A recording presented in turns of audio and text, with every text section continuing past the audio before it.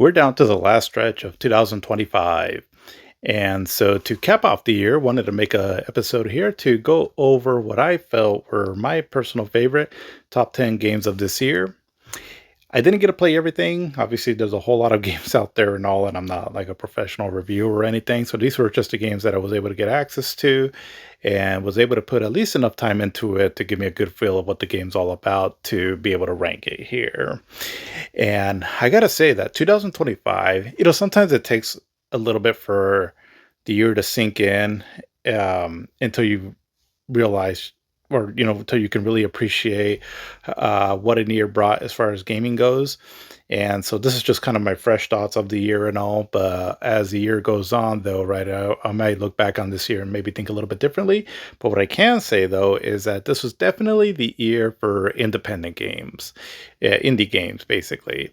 As a lot of the games that I have on my top 10 list here are really games that are very retro inspired. And so this was a very refreshing year for that there. There's a whole lot of discussion that can be said as far as like, is there a shift going on within the video game industry because of that? I don't know. We'll see.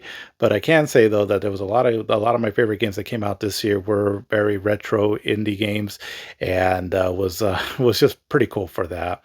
But we did get some big, more AAA like games also too, as far as so we can be dazzled by all the cool graphics and everything, which is all also always really cool to see. But did want to touch base on some games though that I feel like I would have really liked them had I played them or got to play them more. I just didn't put enough time into it, or I didn't play them for me to really put them in a ranking like this here. Because we did get some pretty cool stuff here, and a lot of these were like more AAA games and all that I didn't get a chance to play. So, for example, Death Stranding 2, didn't get a chance to beat that or play that one. I'm still actually haven't really beaten the first one. Ghost of Yotei, that's another one too, where I'm still kind of working through Ghost of Tsushima, so I haven't really gotten into that one yet. And let's see, for Silent Hill F also, I'm sure that's a game I want to get into here soon. Just wanted to be a few other things before I get into that one. Kingdom Come Deliverance 2. I actually bought the first one because it was like for $2 or $3 on the Xbox store. And so at some point I want to check out these games and see what they're all about. Split Fiction is a game that I feel like we'll really get into, but I do kind of want to be, or at least see my wife and my kid be. It Takes Two before we get into this one, but I'm sure we'll have a blast with that one there too. Ninja Gaiden 4, that's another one too that it seemed like it was a pretty decent action game, but I don't know. I didn't see the best of reviews on it, and just something for somebody that just didn't really hold my interest, although I really liked the first two Ninja Gaiden games of the more, 3D style games. Blueprints, I've heard it's a really good puzzle game, but just haven't got into it. I don't know if I'm pronouncing this right, but Absolem. It seems like it's a really cool hack and slash rogue game, and also Hades 2, which was another front runner for Game of the Year, and also a roguelike. And same thing too. I haven't really got into part one yet on that, so don't have a whole lot that I can add to that one there. But those are games at all that I feel might have made my list at some to some extent had I got a chance to play them more. But also wanted to give a bit of a shout out here for games for remasters or remakes of some sort that came out this year, because there was a lot of them, and they were actually some of the better games that I played this year. But I try to keep the games that I'm picking for like my game of the year and all, or my games of the year, that are more original like. And so for these here, while they were pretty good remakes, or some of them pretty drastic change from what the originals were, like I said, I still want to try to keep it as original as possible for the top 10 games. But there was a lot of cool remaster stuff. So we had like Oblivion, the Elder Scrolls 4 Oblivion remaster, Xenoblade Chronicles X, the remastered version or the upgraded version for the Switch that came out, Ninja Gaiden 2 Black, Suikoden 1 and 2, Lunar 1 and 2, Dragon Quest 1 and 2 HD 2D remakes, the Final Fantasy Tactics update that came out, and also the Mortal Kombat Legacy package that came out. So, and then also the Capcom Fighting collection too, I believe. So all of them really excellent. They're really, for the most part, right, they're excellent remakes slash remasters that came out. And actually, in some cases, some of the games that I put the most time into, actually, like I put some time into Dragon Quest 1 and 2, and also the Oblivion remaster, and the Lunar 1 and 2, and also the Mortal Kombat Legacy. Also, I played it quite a bit when it first came out. But yeah, just want to give them a shout out because even though, like I said, they're not original works, they're most definitely worth checking out. And especially if you've never played them for some reason. I mean, some of these games are they're all timers, right? For if it's your first chance ever getting to play them, then I kind of envy you because there's some really good stuff there. But that's what I got for to start off on this here. And so now we will go in here to discuss what were actually my top 10 favorite games of the year that I actually got some good time to play with. So coming in at number 10, I have Doom: The Dark Ages. And so this is the third game from the more modern Doom games that have come out, starting with Doom that came out in 2016, I believe, and then Doom Eternal, and now this one. And so, honestly, I haven't put a whole lot of time into these games, at least the first two. And they seemed like really cool games and all, but I kind of struggled with playing these games something I think because of the really fast movement that gives me a bit of motion sickness. But this one, though, didn't seem too bad, though, on that for some reason. And so I was able to put some more time into this one, probably than the Doom or Doom Eternal. And yeah, it's absolutely a blast. I mean, I know I would love these games, and this one here with its cool, fast shooting action, the whole medieval setting and everything just kind of seems right at home for some reason for Doom. And the kick-ass soundtrack, all the gory kills and everything that you can do on this, it just seems like a really kick-ass action game. And didn't quite beat it, but I got a ways into it enough to know that yeah, this game is just a blast and definitely a game that you love to pick up for, just to kind of blow off some steam and all, and just shoot down a horde of monsters. And graphically, I mean, the game is really impressive looking. Again, the kick-ass soundtrack to it, and just I love the way you can use your shield on it to block enemy attacks and then bash them with them also. Kind of mixes up the Doom gameplay a bit, and yeah, just really fun to play. And I mean, probably, well, I don't know. I mean, I was gonna say probably one of my favorite action games, but no. I mean, actually, a lot of the games that I have after this are I probably preferred more as far as just if I'm looking for just that, overall action game as far as the best one this year. But maybe the coolest adrenaline fueled action game where you just get like this big old boost of dopamine every time whenever I fire this game up. And it's like I said, right, and I'll just it's the kind of game that I've always been a big fan of. Is just give me some kick-ass action, some kick-ass music, and let's go, and that's exactly what this game brings. And yeah, just truly stunning. And like I said, I love the whole medieval aspect of this game. It really differentiates this game from the others in the series, but it's still Doom at heart, and so just a whole lot of fun. But let's see. So coming in at number 9 is this one. It feels wrong for me to say this on this game, but it's Metroid Prime 4 Beyond, and I say that because a Metroid game only coming in at number 9, and so it kind of this one kind of stings a bit. And at the end of the day, I do like the game. I mean, if I played a game that that I'm considering playing it on my top 10, it's because I definitely liked it, right?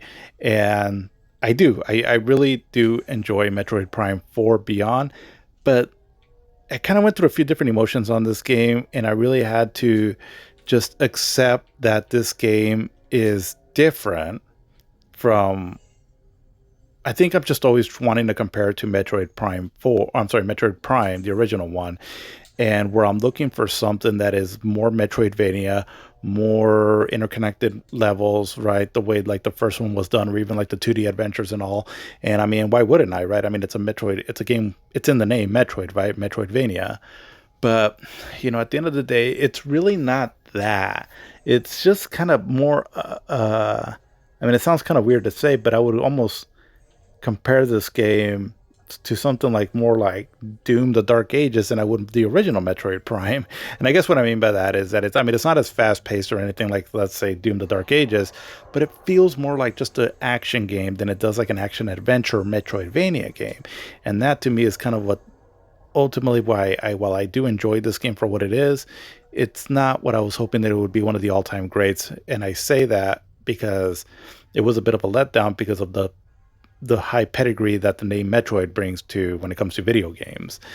And but at the end of the day, it's still a fun game. The graphics are great. The gameplay itself is great, right? It's like Metroid, probably the best playing Metroid, but it really what it comes down to is the level designs and some of the things that the people really had a big beef with this game with the desert and the green crystals and Miles or your companions. The companions, honestly, they didn't really bug me. I could take them or leave them, right? They really didn't bug me. The desert, it was a bit annoying, but I kind of, there was some, it did bring sort of like that sense of isolation that I was looking for in a Metroid game, and it does do that pretty well. And the complaint also about not having music there, I kind of like that weird sort of like ambient sound that you're getting as you're going through the desert. It definitely gives it a certain isolated feel and all that I actually kind of ended up appreciating. For me, again, the main thing was just that as I'm going through these levels, right, the Vault Forge, the Ice Belt, and the Fire Fort, or whatever it's called, they all just felt more like just generic action game level designs.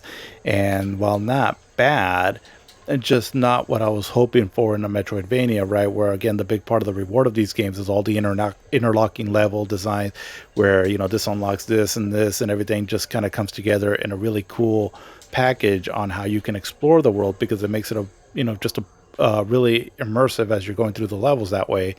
This game just doesn't really have that. And it was a bit of that's my main complaint with this game here. And again, I say that because that's kind of what I was expecting in a Metroid game. But like I said, what I do get though is great graphics, great control, really great music. Probably one of my favorite Metroid soundtracks, honestly. And for like I said, for that there, it's cool, and I like it. Just not what I was hoping for, but whatever. I'll still take it. And at this point, I've just kind of of a radical acceptance, right? I've kind of had to accept what it is, and I don't hate it, completely, right? But just kind of was wishing for more. But still, even given that though, right, it still was for me high enough to place it on my list here. But at number 8 though is for Ninja Gaiden Ragebound. So this was, we had 3 Ninja Gaiden games this year, right? With Ninja Gaiden 2 Black, Ninja Gaiden Ragebound, and then Ninja Gaiden 4. And this one I just really enjoyed a lot.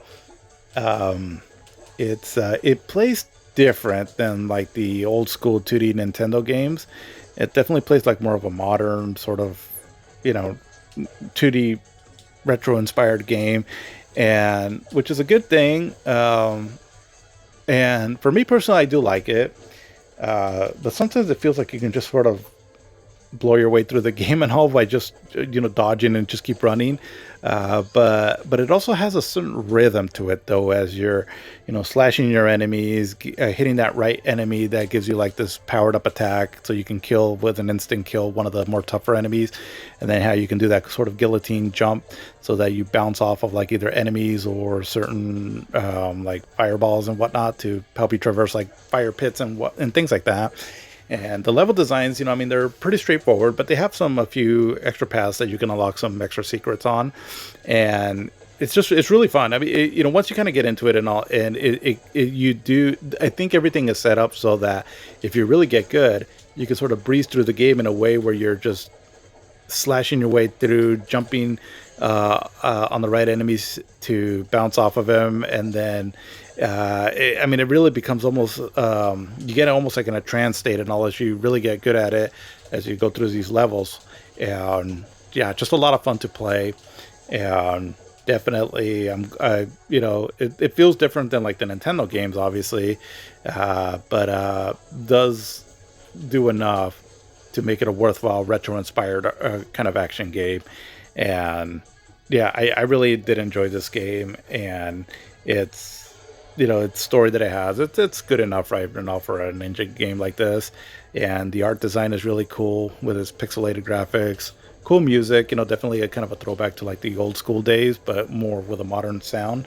And just, overall some of the most fun I've had in a video game this year. And so starting off with the whole onslaught of a lot of cool 2D games that we got this year. And yeah, it was just a really a lot of fun to play.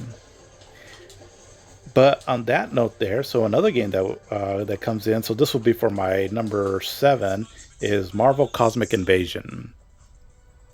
And so right when this game was announced, I was looking forward to it right off the bat. I think that they've been doing a really good job with a lot of these like 2D beat 'em ups. Starting with like Streets of Rage 4, and then we got that Turtles, Teenage Mutant Ninja Turtles, Shredder's Revenge. So when I saw that this game was being made by some of those same people, I was immediately hyped. I'm a big comic book fan, and I feel like the property of Marvel really lends itself well to the beat 'em up genre. And so, like, if you remember old school arcade games from back in the day, like X-Men, where you had like the 4 player, arcade cabinet, and this really takes you back to those days there, where you can play 2 player, or I'm sorry, up to 4 players, and then I think each player can do 2 player or 2 characters each, and so you have a pretty big roster of Marvel characters, and so it's a lot of blast, to play through multiplayer. And even on single player, it's still pretty fun as you're going through the levels. And then again, you at the very least, you're going to have 2 characters you can go back and forth on. They level up, so kind of giving you an incentive to replay the game. And there's a lot of hidden secrets throughout the game. But just the overall pixel art, the whole aesthetics of everything, all the Marvel goodness in this. There's so many like Easter eggs and all, and a lot of the levels that you go through really take you to like as if they jumped out of like a comic book page, and you just get to interact with a lot of cool Marvel characters and villains. I mean, you get everyone from like, you get to see like Galactus to Thanos to the Phoenix, and it's just there's so much Marvel goodness in this here that it's worth picking up almost for that, even if you're not a big fan of this genre. But it's a beat 'em up, and they're a lot of fun, and you get a lot of cool moves. And each character, I mean, pretty much feels very unique, and so it's definitely worth playing through a lot of these characters. As again, they all kind of feel fresh, and you can have a bit of a different experience, with each playthrough if you select different characters. And has its cool little story, right, and all that. Nothing great, but if you're a Marvel fan, I think you can appreciate it still. And yeah, I mean, outside of just the name of Marvel and all the geekiness stuff that you can look into this game, I think also on its own, it's just a really good beat 'em up as well. And so, a lot of high praise for this game here. Definitely some of the most fun that I've had this year playing games. And yeah, I mean, it's kind of takes me back to the MCU, or yeah, I mean, it reminds me a lot of like when the MCU was really good. And so glad that this game can kind of give another jolt into that property there. As the movies more recently have been a bit of a hit and miss, but I'm glad that when it's done right, there's a lot of cool Marvel stuff that can come out still. Let's see. Then by what I have at my number 6 here is Shinobi Art of Vengeance. So another ninja game that came out. So we had the double punch of Ninja Gaiden and Shinobi that both came out this year. And they came out like about a month apart from each other. So there was Ninja Gaiden and then Shinobi. And Shinobi Art of Vengeance. So this was made by Lizard Cube, also from the people that did the Streets of Rage 4, and like 5 years ago or so. And yeah, I mean, just a really fun game to play. Joe Musashi is one of the funnest 2D characters to control. All the different combos that you can get for him and all. He's so fun to control. And sort of like in Ninja Gaiden Ragebound, where once you kind of really get good on this game, it's like you just flow through the stages, right? Just hacking and slashing your way through, doing like an instant kill on these enemies, and it's all the cool combinations you can do with your sword swipes and all, and kicks and whatnot, along with like some magic powers that when you can breeze through a section and just just obliterate your enemy in really stylish fashion. It's such a joy to play through, and definitely puts you like in that cool trance and all, right, where you feel really powerful and it looks cool on screen as well. This game takes a bit of a different approach though, where it's not pixelated art, but it's more of like this kind of smoother animation and look to it, which is pretty cool. It's very similar to what they did with Streets of Rage 4. So if you like the graphic style of that game, that's what this one does too also. And so, yeah, this Lizard Cube, I mean, I love what they've done with, so because they did um, the Monster World the Dragon, no, Wonder Boy, the Dragon's Trap game, the remake of that, and then also, yeah, well, and then Streets of Rage 4. And so, yeah, I mean, they definitely have a certain look that they've been giving to some old Sega games, and I'm here for it. I love what they've been doing. I think it's great, and I hope that they bring, they also get a tackle on some other series too. Like, oh, I don't know. I'm thinking, oh, gee, I can't think of anything off the top of my head, but yeah, it just I'm so glad that they've been able to do some old Sega property justice. And Shinobi Art of Vengeance, really cool game. The levels sometimes drag on a bit, but it's not too bad, and it does give you some incentive to go back and revisit the levels as you have some unlockables you can get as you get new power ups. It's not quite a Metroidvania, but it does like you can unlock certain paths if you go back to the previous stages, and has some really fun stages where like you're writing on something, like one where you're writing your dog. But it's actually really cool. Like you see this big old demon in the background, and it's got some kick-ass music and all, and just the action that's happening on screen is just truly amazing. And I don't quite like it more than the Revenge of Shinobi. That could just be my old nostalgic heart, right? That just can't let go of that game for being the best Shinobi game. But it's definitely cool, definitely worthy of the Shinobi name, even if it plays a bit differently. And yeah, one of the coolest action games that came out this year, in my opinion. But then at number 5, I have Terminator 2D No Fate. And everything about this game just was absolutely cool to play through. I'm a huge fan of the Terminator movies, so specifically 1 and 2. And this game, it just feels like the game we should have gotten back then. It's basically at heart, it's a run and gun 2D shooter with some extra elements in it, like a little bit of a beat 'em up and a little bit of like stealth to it. But at heart, it's a 2D running gun, and you get to play through scenes of the movies, but also in expanded sections too. Like for example, in the movie, there's a part where John Connor says to his friend that his mom, Sarah Connor, was busted for trying to blow up a computer factory. Well, you get to play out that part of Sarah Connor, right, doing that, and then also some extra scenes in the future. And this game is just it's such a blast to play through it. There's not a whole lot of content. I mean, it's a short game. Like you can beat the game maybe like in 40 minutes, but you can unlock extra difficulties, and then also there's like certain options that you can select in the game that gives you a little bit of a different story to it. It's not nothing too crazy, but it's still kind of cool. And some other just extras that you can unlock in the game, but at the end of the day, there's not a whole lot of content to it. But what's there is just so much fun that this is a game I can just see myself playing over and over and over again for years to come. Because again, it's just a fun game to play. It's really well done, running gun game. It's the graphic pixel art is amazing. It's on the because it's the property of it's based on the Terminator IP that's already going to sell me a lot on it. Great music from that uses like remixes from the movie composer Brad Fiedel songs, and they remix his music in a really cool way. And even the own original music of the game sounds really cool.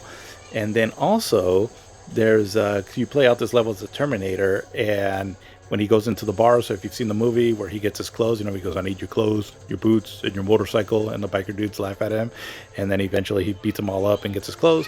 Well, there's two songs that played during that section there. One of them is like this country song, I believe, by Dwight Yoakam, and then after he gets out of the bar, gets his glasses from that one dude that has a shotgun, the Bad to the Bone song. I cannot believe when I heard those songs in that section there, and because obviously they had to get the license for it, right? And all I can say is that if you love the movie, you're gonna love this game. It just, and especially if you're around in this time frame, I mean, it really just opens the floodgates on nostalgia on this here and all. And it was like a game that was made by fans for fans, and I am all here for it. It is so good. And yeah, even with it being a bit of a short game, doesn't matter for me. Like I said, a lot of times I just prefer a game that it's going to be fun all the way through, and this one has it in spades. But then at my number 4 that I have, so it's another game that's a run and gun shooter, and this one is called Neon Inferno. This game, I have a bit of a. I was always going to be a bit biased towards this game. If you've listened to anything that I've already done here, my channel here, so I've talked about before in the past. I was once trying to write this story, and it was set. It was a cyberpunk story, and ultimately, a lot of the elements that are in this game is is from like some of a lot of the stuff that I was kind of thinking in my head when I wrote this story years ago. It was a screenplay that I wrote that never went anywhere, and also, but when I got to play this game, it almost felt like I was reliving or I was living out a story that I had written and somebody like made it for me. And that's why I was always going to be biased towards this game, just because there was so much about this game that spoke to me because of that. I mean, everything from like the character design, the setting, even to an extent, the story and all was very, very almost spot on to what I had in mind, many, many years ago. And so for that, I was just so blown away by that. And so, like, again, it was almost like living out a dream playing this game. And so that's just my own little personal story that I have with this game. And also, like I said, I was going to be biased towards it. But even outside of that, it's got great run and gun gameplay. The pixel art is just amazing. Some of the best I've ever seen on it. And in any video game, there's so much like detail and stuff going on and all that. It's just so cool. And the whole cyberpunk setting really makes this game shine with all its cool lighting and settings and backdrops and characters and the smoke effects and everything. And how many pixels it has on screen. It just looks truly stunning. And the cool thing about this one is that it's a running gun game. So kind of like, but it doesn't play like super fast. So it's more aligned to like something like Metal Slug as opposed to like Contra, but it also has where you can shoot into the background, so making it almost feel like a bit of a gallery shooter. So think something like Wild Guns or Cabal almost, games from back in the day, and how it kind of goes seamless between the two. It's pretty good.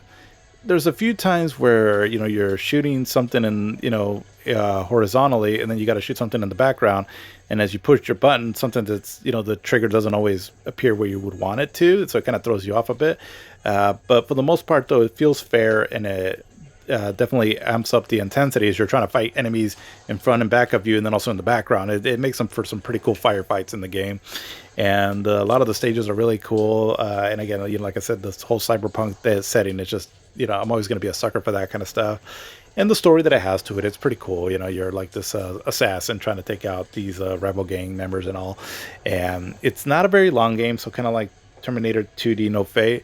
But what's here, though, is so much fun that this is another game that I'm going to find myself going back to over and over and over, because it's, again, the fun, kick-ass gameplay, very retro-inspired, and but in a good way. Great pixel art graphics, great music, too. It's got like some cool kind of techno-ish, rockish, jazzy kind of music, but some of it also very much reminiscent of like music from Blade Runner, which I'm a huge fan of also. So like I said, that's why like this game just spoke to me in so many ways, and I am going to be a bit biased towards it, but I just absolutely love it. So kind of the same with like Terminator 2D No Fate. It just speaks to me. These games just spoke directly to me that I was just going to be biased towards them. But even aside from that, I just feel like they're really well-made games. And yeah, just great time with those two games there. But at my number 3, I have Donkey Kong Bonanza. And so kind of one of the big marquee games for the Switch 2 this year. And we didn't get a Mario game, but we got Donkey Kong Bonanza, which for the most part fulfilled my 3D platforming fix from a Nintendo game this year. And this game here has sort of I haven't beaten it yet, and it's just because I love going through this game just in spurts as sort of a game that I just like to just unwind to, where I'm just picking it up and play and just going through a level, just bashing the crap out of everything. It's just almost very cathartic as you're doing that, and very it's just relaxing in a weird way, as as you're bashing through things and all. You're constantly finding like all these hidden, whether if it's chunks of gold or certain secrets, like bananas and other things that help you buy other items and all. It is just so much fun and addicting to go through on that, and makes it an absolute blast to play, and one of the funnest games I've played in a long time. And when it comes to just the joy factor of playing a game, this is definitely one of the ones that was top for me this year. And as it's actually a fairly easy game. I mean, I haven't really had much of a challenge with this, but I'm just having so much fun going through the game though that I don't really mind that too much. As usually in a 3D platform, I do want a bit of a challenge, but this one, like I said, it hasn't had much, but it's just so much fun to play through. And yeah, I mean, it's one of one of my more favorite Nintendo games that have come out in a while, and just again, like I said, a lot of fun to play through. Where I feel like we really got to use Donkey Kong's power now. Where he's just a strong brute ape, right, just bashing on crap, and it made it such a fun gameplay loop. And yeah, for that, I mean, it's definitely one of my favorite games of the year here, and it looks incredible. I mean, it runs I mean, there's dips here and there, right? But for the most part, it looks like it just always runs at 60 frames per second.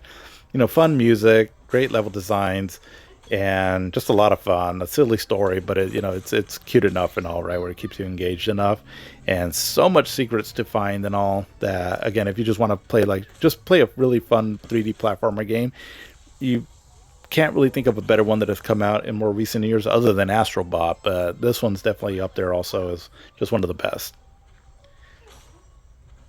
But then I go into my number two, and so for that I have Hollow Knight Silk Song.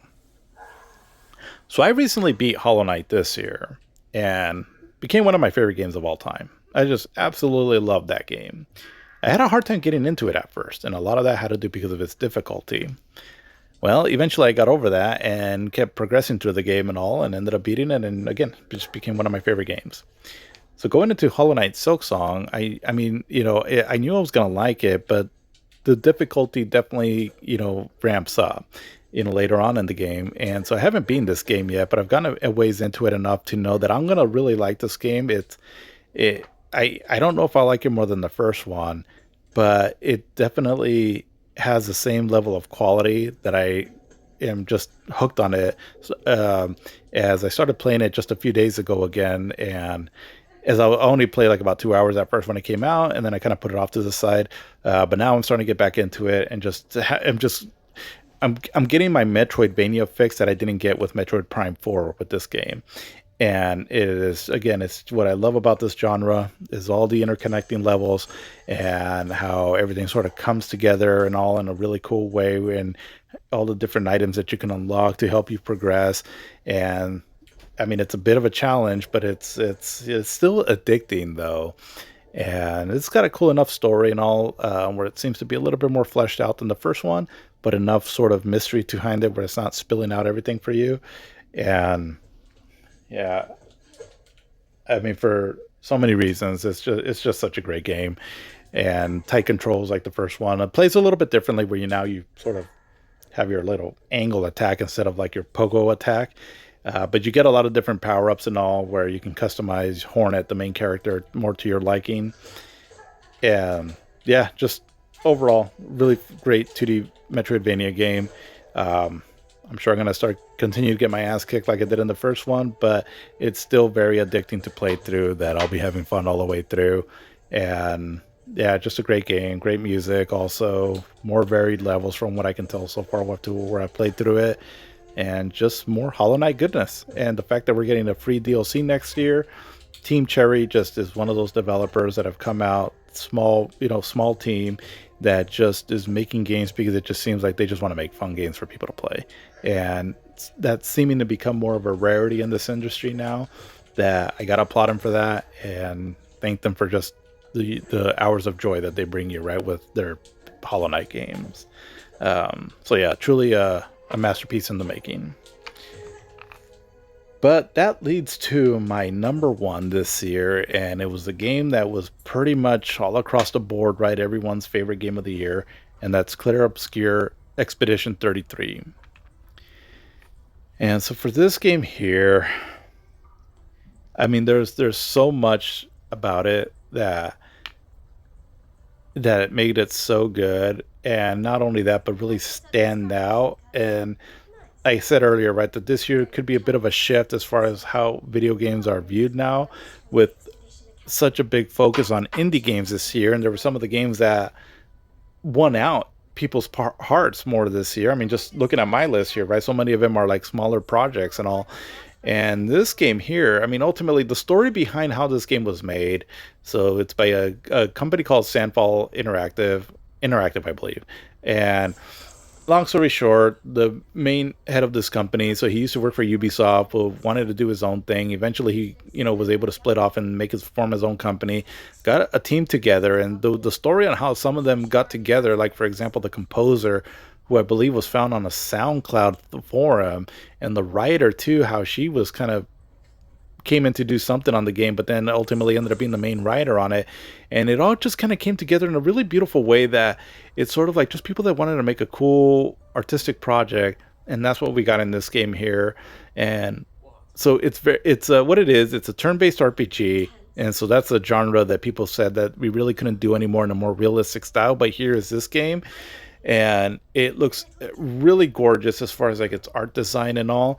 And I mean, it's truly one of the most surreal games I've ever played, and a lot of it has to do because the aesthetics to the game is from it very much has like a lot of like a French backdrop and setting and all, and has to do with like art and painting and how it weaves that into the story. It's just truly beautiful.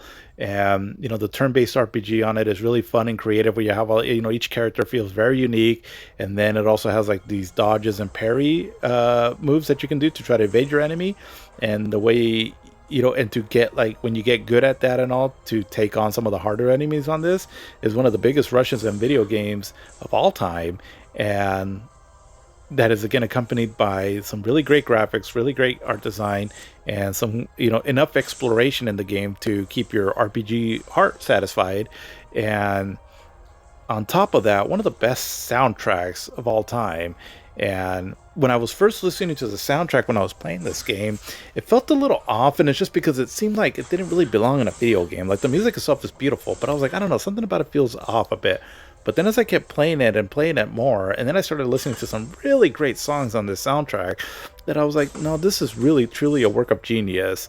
And it has lingered and lingered for me, for many days now, as after I beat this game. And it's just like one of those games you can't stop thinking about it. And when I was first playing it, I liked it. I was just having a kind of a hard time really getting into it. And so I would pick it up and drop it a bit. I'm like, I don't know, something about this game that's not really clicking. And I would pick it up, and then something about this game that's not really clicking. But finally I kept working my way through the game, and I ended up getting to this point where I fought this boss. And I will say that it's a boss that has starts off fighting you on a bridge, and then he has two swords. That boss right there, the song that plays when you're fighting this boss, and then how that fight ends, really blew me away. And after that, I was hooked. And so then I beelined it towards the end, right? And I ended up beating it like in 2 to 3 days after that, because I just got absolutely hooked after that. Excuse me. Now, there's a lot of content that I didn't actually, I didn't explore a whole lot afterwards, not just because I got really invested in the story and I wanted to see it through. And I figured I'll go back and, get some of the extra stuff on it. But that was just an amazing time right there. And made me say, okay, this game is really something special. And I mean, it's no wonder why it won so many awards, because it feels very fresh, very original, very heartfelt. Like the impact of the story is really deep and emotional, that it feels like we've been lacking that in video games for a while now. And so, I mean, all of that I think is why a big part of the reason why this game was just basically like such a critical darling this year. Like I said, it swept the Game Awards, and got a lot of awards for best game of the year, the best story, best direction, best art design, I think, and a bunch of other stuff, and best music and all. And it's just because it really feels like a game that was made again for gamers, oh, by gamers for gamers. And it just seems like more and more that's starting to become a rarity. And so the fact that, again, not only this, but some of the previous games that I mentioned that are smaller projects but are so much fun, gives me some hope still that this video game industry, will still definitely have some things worth playing, in the years to come. But yeah, definitely this year was a year of Clair Obscur Expedition 33. I'm so glad I stuck with it, because like I said, I was having a hard time getting into this game. And so I want to go back and play it now, because some of the parts that were sort of felt a little mediocre, I feel like I missed a lot of context or not that I miss some context, but now that I have going back to it, knowing what happens in the end, I think I'm going to gain a new appreciation for some of the parts in the game that I maybe originally didn't think was as great. So definitely for me personally, it gives it that replayability value, right? And as you sort of able to soak in the story more, and also want to take on some of the harder bosses and all, because again, the fight system is so addicting on it. It's really well done. But that's what I got though for this year. And so again, Clair Obscur Expedition 33 was a hell of a game to go out on. And so was a great year overall. And definitely looking forward to see what next year brings. But for now, I'll just kind of soak in on these amazing experiences we had this year, and I hope you do as well too. And so, what are your favorite games of this year? Anything here that I maybe didn't mention that you really liked? Let me know, and I will see you in the next one.